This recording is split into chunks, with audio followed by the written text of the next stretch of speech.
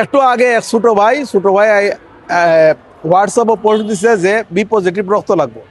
তো আমি 3-4 মাস আগে রক্ত দিছিলাম রাগি ভ্যালির বি পজিটিভ আমার এক ছোট ভাই বা আব্বারে।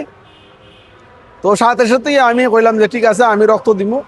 আইলাম এই আপনার চুয়াট্টা মুজিব জাহান, হয় মুজিব জাহান রেড ক্রিসেন্ট রক্ত কেন্দ্র।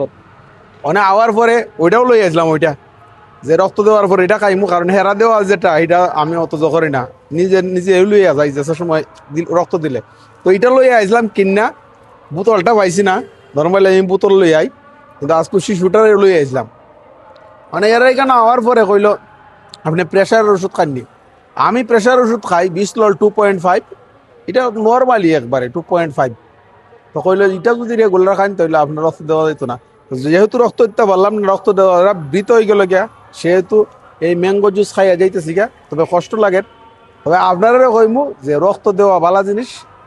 আর একটা দুঃখের কথা কই, জীবনে কতবার রক্ত দিছি এটার হিসাব রাখছি না। আসলে অনেকেই দেখছি যে 30 বার 20 বার 10 বার 15 বার 100 বার কইরা পোস্ট দিন। আমার জীবনে এই সৌভাগ্যটা হইলো না, যে আমি আসলে ঘনই রাখলাম না। জীবনে যে রক্ত দেয়া হিসাব রাখে না, আসলে তার জীবনের কোনো হিসাব নাই, এটা বোঝা যায়। তো জীবনটারে হিসাব খুব বেশি করি না, মনে করি যখন যেটা প্রয়োজন এটা করাই দরকার। বালা তখন, সুস্থ তখন, সুন্দর তখন, এবং নিয়মিত রক্তদান করেন যারা রক্ত দেওয়ার সামর্থ্য আছে।